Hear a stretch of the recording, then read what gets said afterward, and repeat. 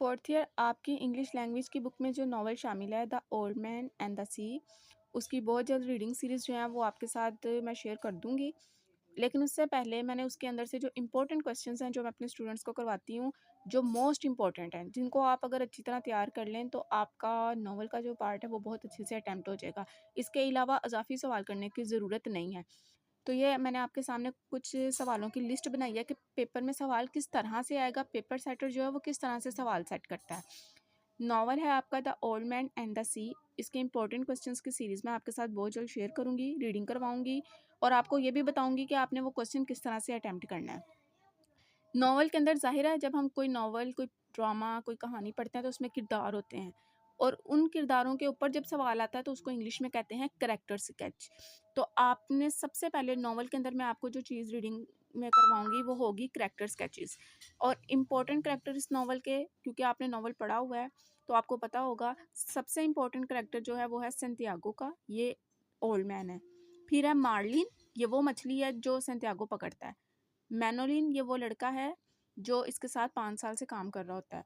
And सी, समंदर का character. आपके जो पूरे नॉवल के अंदर इम्पोर्टेंट करैक्टर स्केचेस हैं वो सिर्फ इन चारों का है। मैं आपको ये 4 करैक्टर स्केच करवाऊंगी। आप अगर इनको अच्छी तरह तैयार कर लेंगे तो आपका करैक्टर स्केच वाला क्वेश्चन जो है वो बहुत अच्छे से तैयार हो जाएगा।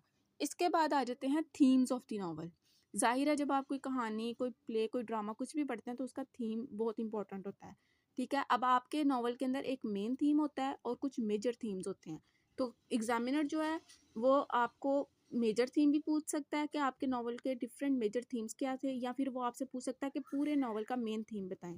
तो मैं आपको मेन थीम वाला क्वेश्चन भी करवाऊंगी और नॉवल के अंदर जो मेजर थीम्स हैं, मेन थीम को निकाल के जो बाकी थीम्स हैं उनके ऊपर एक क्वेश्चन करवाऊंगी। करैक्टर स्केच के ऊपर क्वेश्चन करवाऊंगी, नॉवल के थीम्स के ऊपर करवाऊंगी। इसके बाद करैक्टर के नॉवल के अंदर जो आपने देखा कि ओल्ड मैन को जो ड्रीम आया था, ठीक है, उसकी क्या अहमियत थी। अब सिग्निफिकेंसेस के नॉवल के अंदर क्या क्या चीज़ जो है उसकी अहमियत के ऊपर सवाल आ सकता है। तो नॉवल के अंदर सबसे इम्पोर्टेंट जो सिग्निफिकेंस आ सकती है वो आपको आएगी significance of dreams of lines.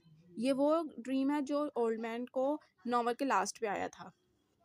इसके बाद सिग्निफिकेंस ऑफ डिमैग्यू एंड बेसबॉल। अब ये डिमैग्यू जो है ये बेसबॉल का प्लेयर है और संतियागो का फेवरेट करैक्टर है। ये दोनों सिग्निफिकेंस सबसे ज़्यादा इंपॉर्टेंट है। इन दोनों को अगर आप अच्छी तरह तैयार कर लेते हैं तो पेपर में अगर इनमें से एक भी आती है तो आपका जो है पेपर बहुत अच्छे से अटैम्प्ट हो सकता है। इसके बाद टाइटल बेस्ड क्वेश्चन किस